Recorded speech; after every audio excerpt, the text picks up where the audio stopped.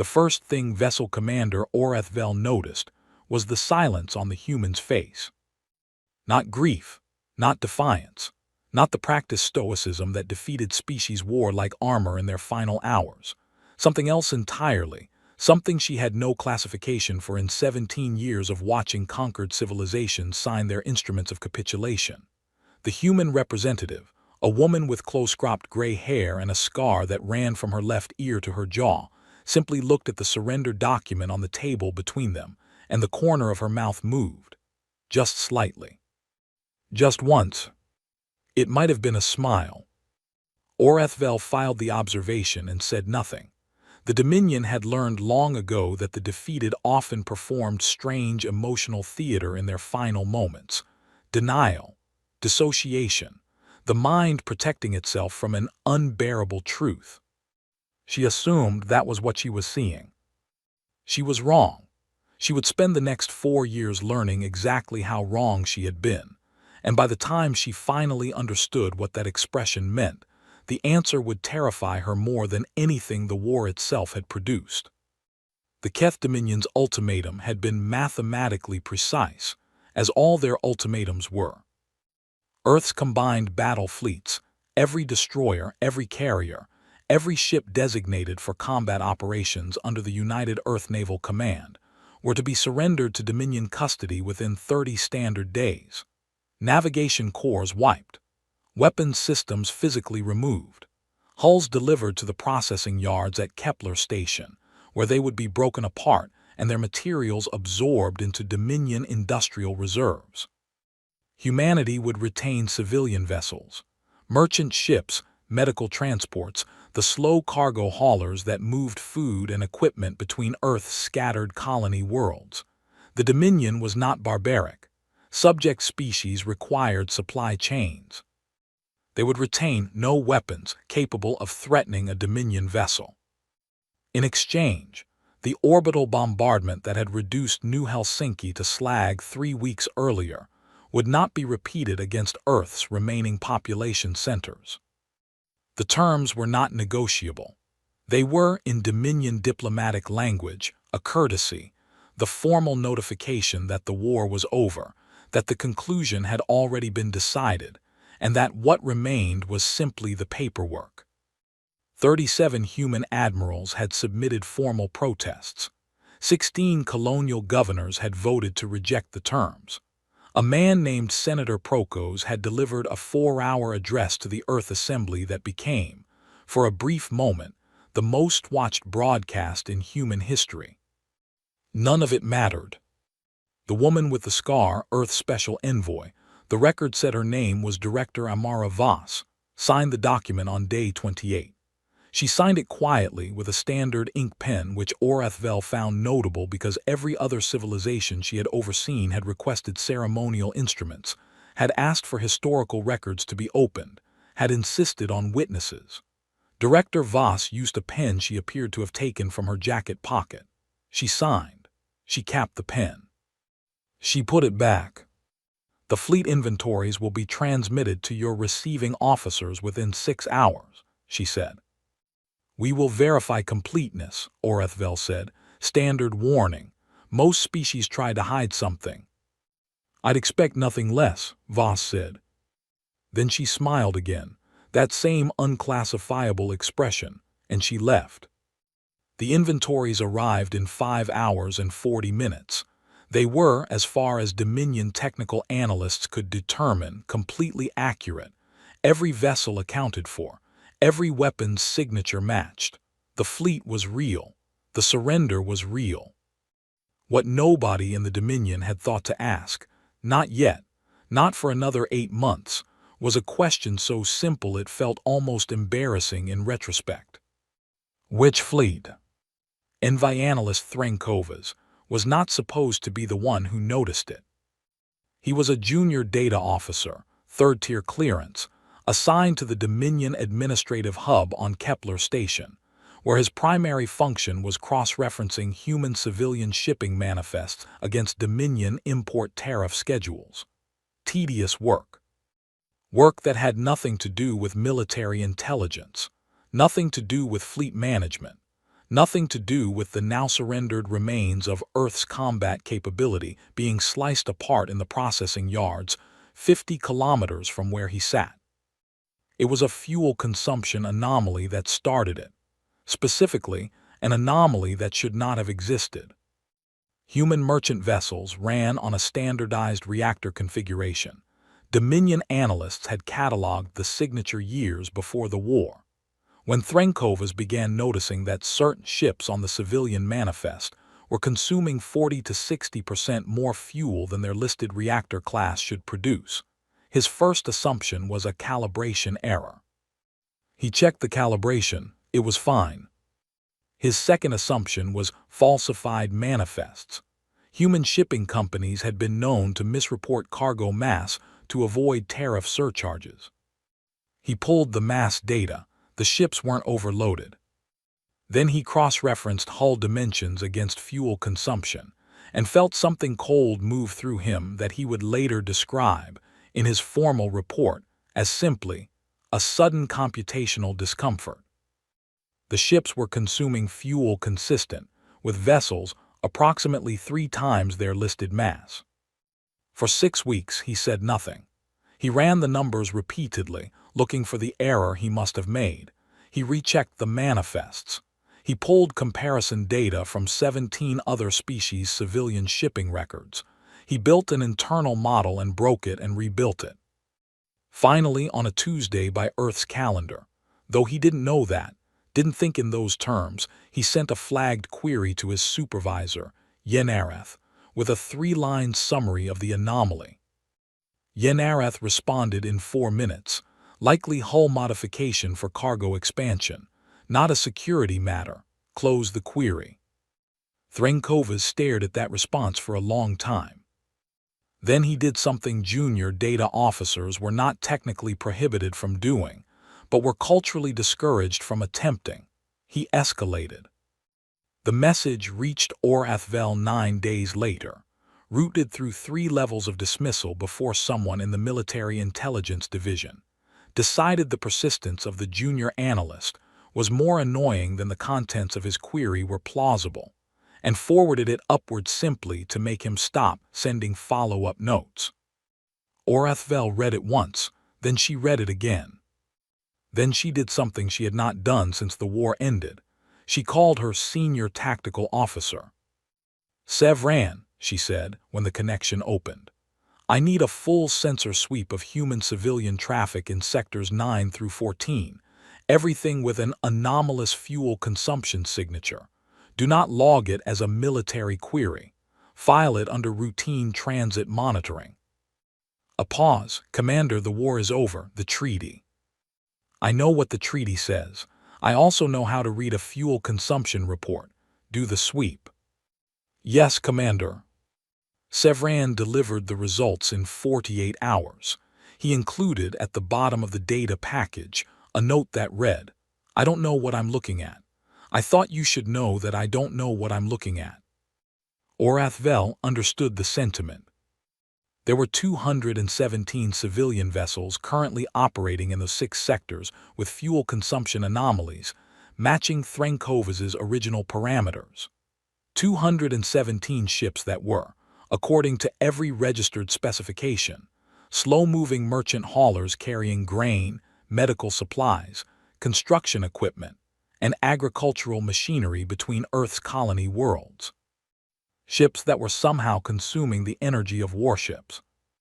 3 possible explanations, Orathvel wrote in her private log that night. The first, mass sensor errors on a Dominion-wide scale, which was theoretically possible and practically impossible. The second, human-civilian shipping had, at some point, undergone a radical and unregistered propulsion upgrade across hundreds of vessels simultaneously, which would have required industrial capacity that Earth's surrendered war economy shouldn't possess. The third explanation she wrote down, and then erased 3 times before finally leaving it on the page. The third, these are not civilian vessels. She flagged the report. She sent it to Dominion Fleet Command. Fleet Command's response arrived in 6 days. It said, "Noted, monitor and report." 4 months passed. Orethvel monitored and reported. The anomalies did not decrease. They multiplied. By month 3, Threnkovas, who had been quietly transferred to her staff. Because she had found she needed someone who was willing to keep pulling at threads that senior officers told them were fine, had mapped 741 vessels with the same signature anomaly. 741 ships that should not be burning the fuel they were burning. And then Threnkovas found the timestamps. "Commander," he said, appearing in her doorway with the look she had come to associate with him, finding something that made him profoundly uncomfortable.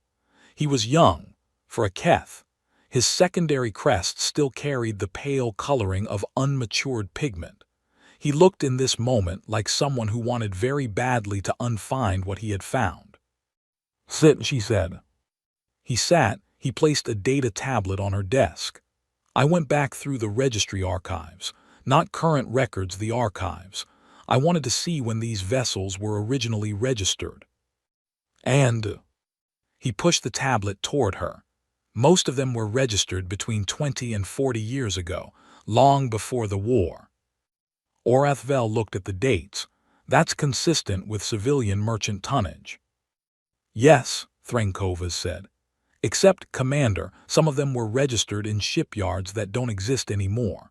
Shipyards that closed. Some closed before the war, some during. And when I cross-referenced the registration identifiers against the original construction records from those shipyards," he stopped. "Threnkovas, the vessels in the registry and the vessels in the original construction records don't match," he said. "Not the hull numbers, not the dimensions, not the reactor classes. Commander, someone replaced the registry entries. Someone inserted false registration records into the Dominion shipping database, which means someone had access to Dominion administrative systems, and they did it years before the war, before we had even made first contact with Earth." The room was quiet for a moment. "That's not possible," Orethvel said, not because she disbelieved him, because she needed to say it out loud and hear how it sounded. "I know," Threnkovas said. "The infiltration alone would have required years of preparation, yes. Before we made contact." "Yes, Commander." She looked at the tablet for a long time.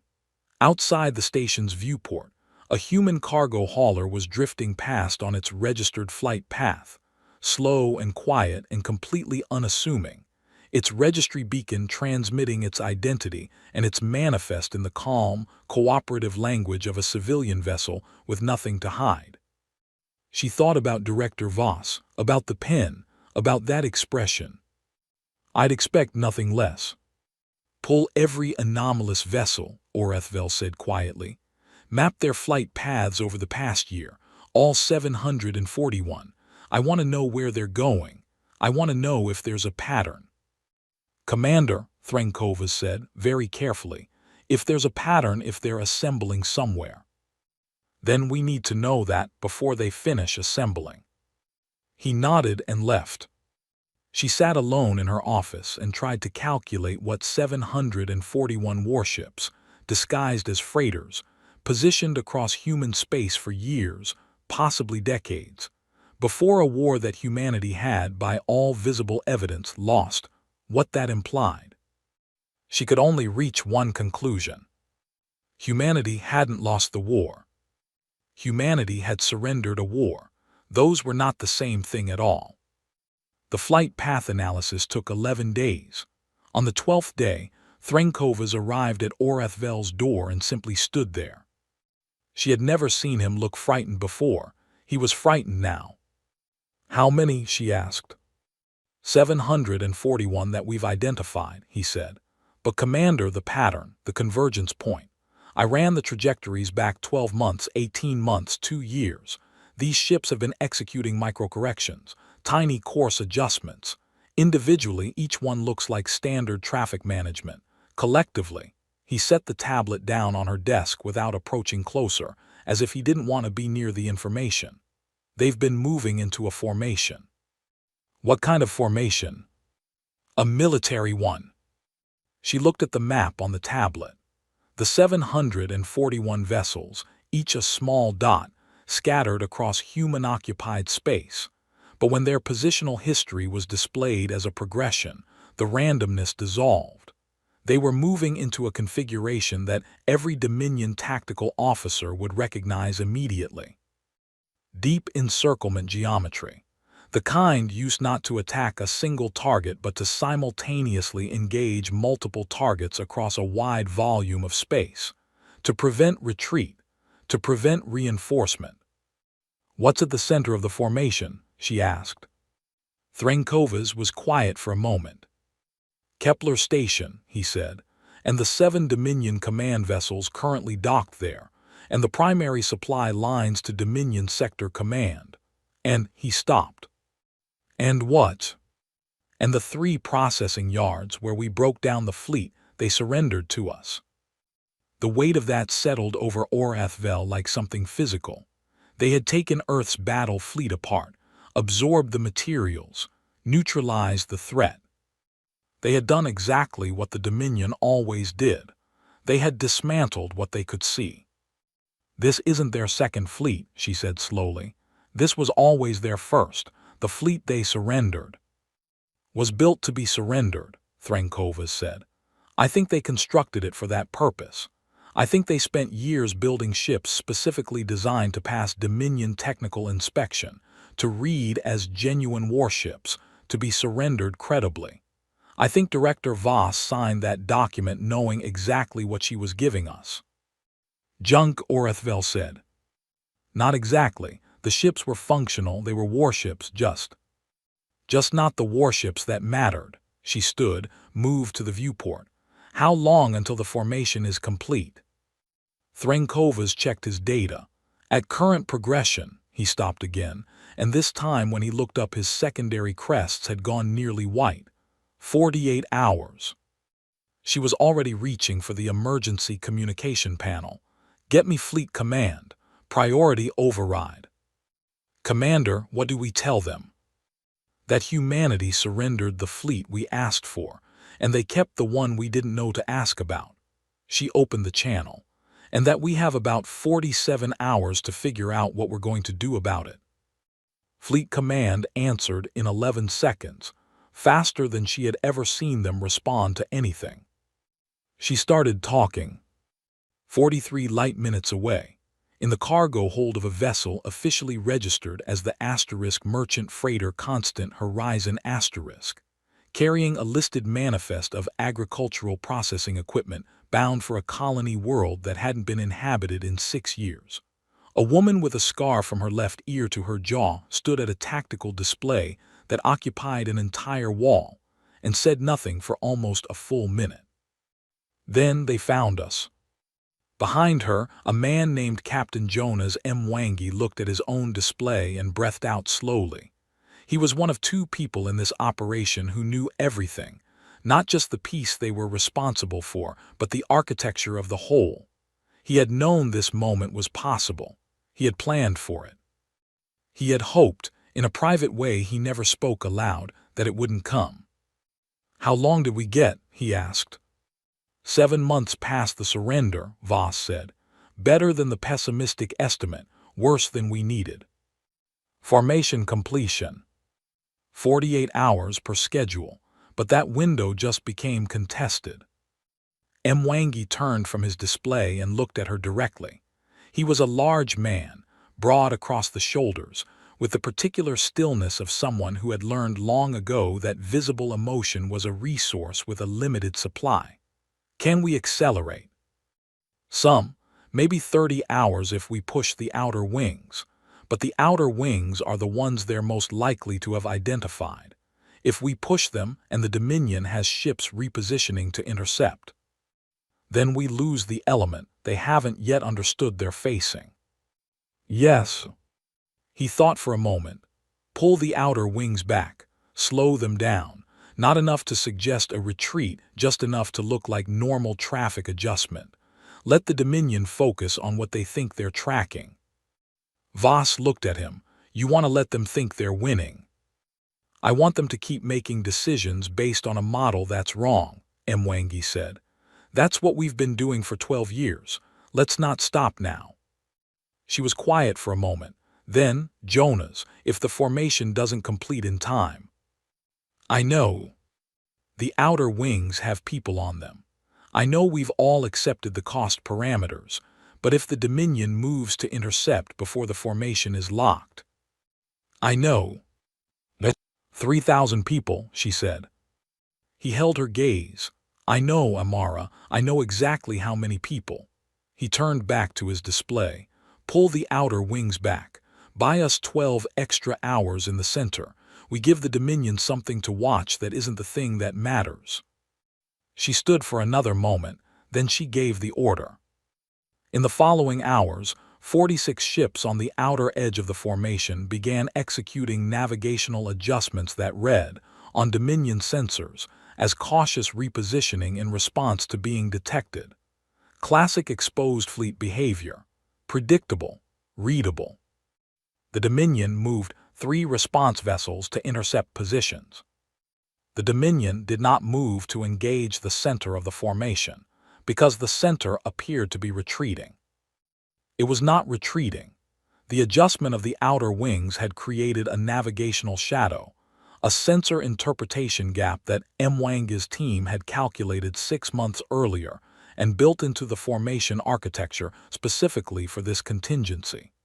The center ships were using the outer wing movements as camouflage. They were, in the terminology that the Dominion's analysts would later use in the official post-action report, hiding inside the search pattern. Armada would not discover this for another 19 hours. When she did, the report she sent to Fleet Command contained a sentence that would be included, verbatim, in the Dominion's institutional briefings on human military doctrine for the next 60 years. "Do not attempt to predict human strategy using the assumption that humans will optimize for survival. They appear to optimize for a variable we have not yet successfully identified." 31 hours into the 48-hour window, 3 things happened that no one in the Dominion had predicted, in an order that no Dominion strategic model would have generated. The first, a signal transmitted from the constant horizon on a frequency that Dominion communication arrays were technically capable of receiving, but had never monitored because it was registered in Dominion databases as a standard agricultural data relay band.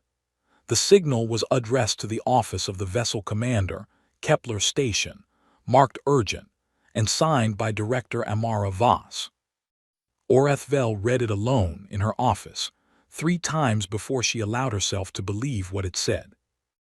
It was a request to negotiate. Not a surrender, not a ceasefire, a negotiation. "We both know what the next 17 hours contain," Voss had written. "I'm not asking you to accept our terms. I'm asking you to sit in the same room with me again and let us speak honestly with each other, which we have not yet had the opportunity to do.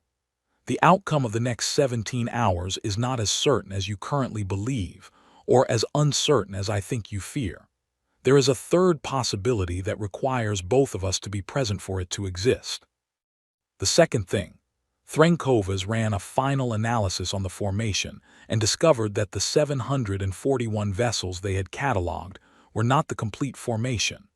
They were the visible outer structure, nested inside the sensor profile of the retreating outer wings, using a navigational shadow that he could only see in retrospect, with the benefit of knowing to look, were an additional 417 ships. 1,158 vessels total. The Dominion battle group in Kepler Station's operational range numbered 62. The third thing, a Dominion frigate attempting to establish intercept position on one of the outer wing vessels received a communication from that vessel. Not a threatening communication, not a demand, but a single question, transmitted on an open frequency. "Do you have children?" The frigate's communication officer, a junior specialist who would later be interviewed extensively and would never entirely recover from what came next, replied, because the question seemed too strange to leave unanswered, that yes, she had 2 daughters. The human voice on the other end said, I have a daughter too. She is 8 years old. I haven't seen her in 14 months. I want to go home. A pause. I need you to understand that I am prepared to do what is required here. I need you to understand that with full clarity before this moves to the next stage. But I wanted to say this first, because it's true, and because I think honesty matters even now. Especially now. The frigate's communication officer filed her report. Her supervisor read it, filed it upward, and attached a note. I do not know how to classify this communication. It does not match any known category of pre-engagement interaction. Orethvel received all 3 of these things within a 40-minute window. She sat with them in her office and did what she would later tell Threnkovas was the hardest thing she had ever done. She thought. Not tactically, not strategically. She thought about the expression on Voss's face when she signed the surrender document. She thought about what it meant that someone had spent 12 years building a fleet in secret, infiltrating Dominion databases, preparing a deception of extraordinary complexity and patience, and then, at the moment of apparent maximum advantage, sent a message that said, let us speak honestly. She thought about the communication officer's daughter, about the human voice asking a question that had no military purpose whatsoever. She thought about the word Threnkovas had used, optimize. What were humans optimizing for? She picked up the communication panel. She opened a channel to the constant horizon. Director Voss, she said, I'll meet with you. They met on Kepler Station, in the same room where the surrender had been signed, which Orethvel suspected was Voss's choice and not a coincidence. Voss arrived with Mwangi. She was wearing the same jacket. Orethvel would have bet, if she had anyone to bet with, that it contained the same pen. Orethvel had brought Threnkovas, because he was the only member of her staff she trusted to watch the room rather than the words. You have us at an obvious military disadvantage, Orethvel said, without preamble. She had decided in the corridor on the way here that whatever humanity was optimizing for, it wasn't flattery or theatrical negotiation. I assume that's intentional. Yes, Voss said. You spent over a decade constructing this position. 12 years formally. The conceptual work started earlier. Before first contact. Voss met her eyes, significantly before. You anticipated the war. We anticipated the pattern, Voss said. The Dominion has absorbed 43 civilizations in 300 years. The pattern is consistent. We studied it. She paused. We weren't building a weapon, Commander. We were building an argument. Orethvel looked at her carefully. 1,158 warships is an unusual form of argument. In our experience, arguments without consequences are just noise. Mwangi spoke for the first time, his voice carrying the particular flatness of someone saying an uncomfortable truth as plainly as possible. We needed you to be able to hear us. That required this. So what is your argument? Orethvel asked. Voss leaned forward slightly. We can destroy the Dominion command infrastructure in this sector in the next 16 hours. We probably lose 40 to 60% of our formation doing it, against a prepared defense. But the Dominion's capacity to administer this sector collapses, the supply lines to 14 occupied worlds break, and the political and logistical consequence of rebuilding takes a minimum of 30 years. She paused. We've modeled it extensively. I believe you, Orethvel said. We don't want to do that, Voss said. The room was very quiet. Because you lose 40 to 60%, Orethvel said. Because those are people, Voss said, and because the 30 years of administrative collapse affects 43 occupied civilizations who are not our enemies and did not choose their situation.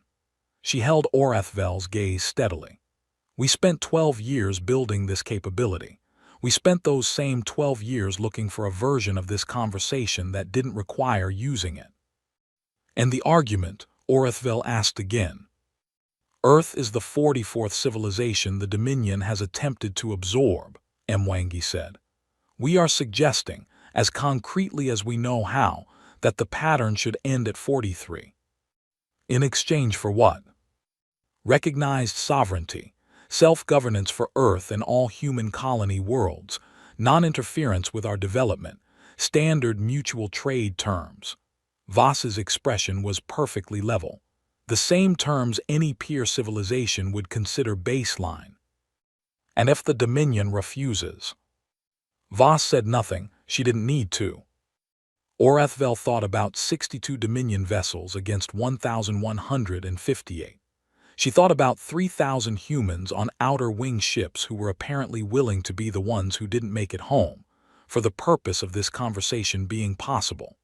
She thought about a message that asked *, do you have children, as its opening gambit, and what it meant that this was how humanity opened its moments of maximum leverage. You understand, Orathvel said slowly, that even if I were to recommend these terms, Fleet Command makes this decision, not me. We know, Voss said. We also know Fleet Command is currently monitoring this conversation. That was intentional as well. Orathvel absorbed that. Of course it was. I have one question, she said, not a tactical one. Voss waited. Why? Orathvel asked. Not the plan, not the strategy. Why spend 12 years? Why accept the losses you've accepted? Why build all of this?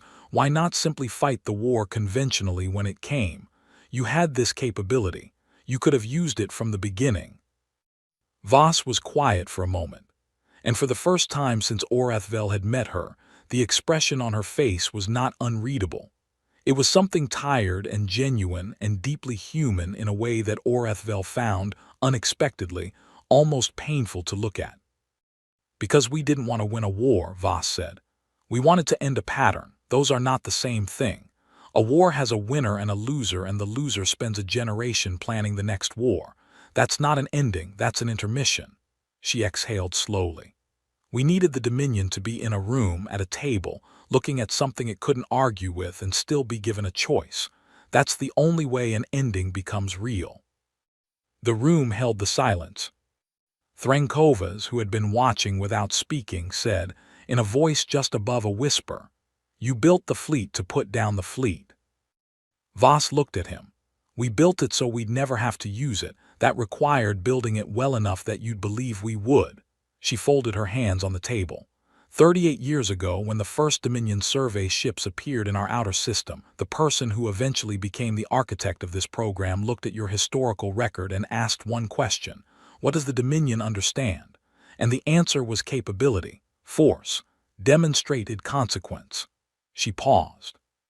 So that's what we built, not because we wanted to fight, because it was the only language available for what we needed to say. Fleet Command's response came 12 minutes later.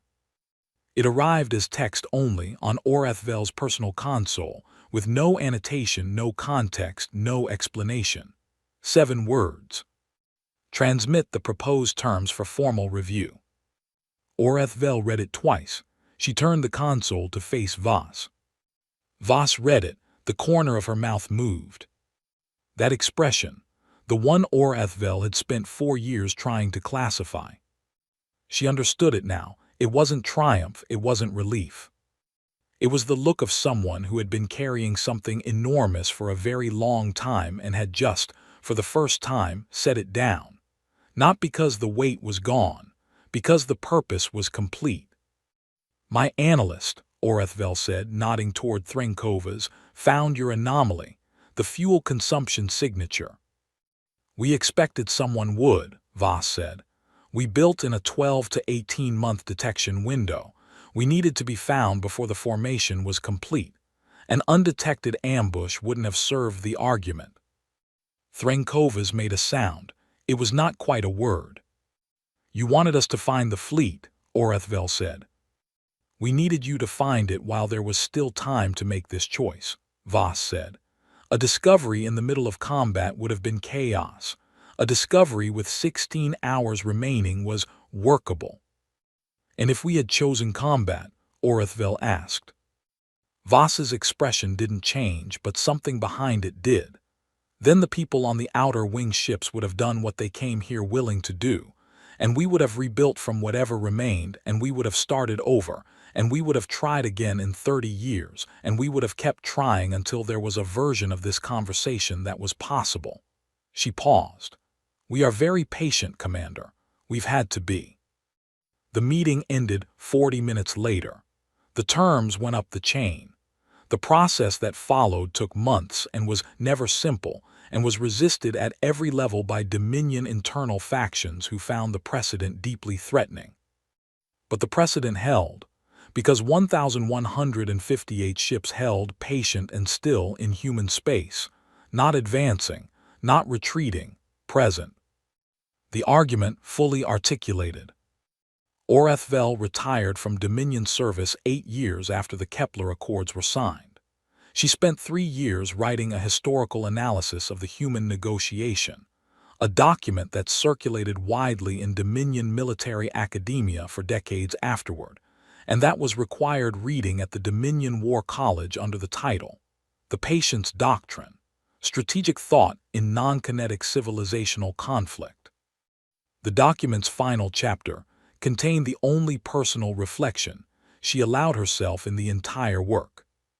What we failed to understand, she wrote, was never human capability. We understood, eventually, that they possessed resources we had not cataloged. What we failed to understand was human time, not their lifespan. Their lifespan is brief by Dominion standards, briefer than most species we administer. What is long is their willingness.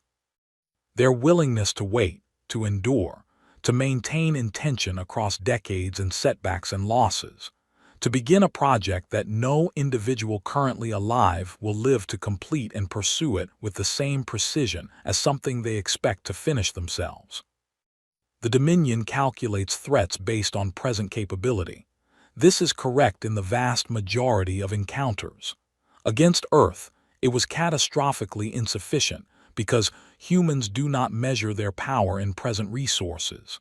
They measure it in what they are willing to become. I have thought often about the junior analyst, Threnkovas, who found the fuel consumption anomaly. I have thought about how he was supposed to be dismissed, how the system was designed to dismiss him, and nearly succeeded. And I have thought about the humans who designed the detection window, who built in a fuel signature that was subtle enough to require a particular type of observer, but present enough that such an observer, if he existed, could not help but find it. They were not counting on Threnkovas specifically. They were counting on the existence of Threnkovas, on the statistical certainty that somewhere in the Dominion administrative apparatus there would be someone who pulled the thread. They built their plan around our curiosity.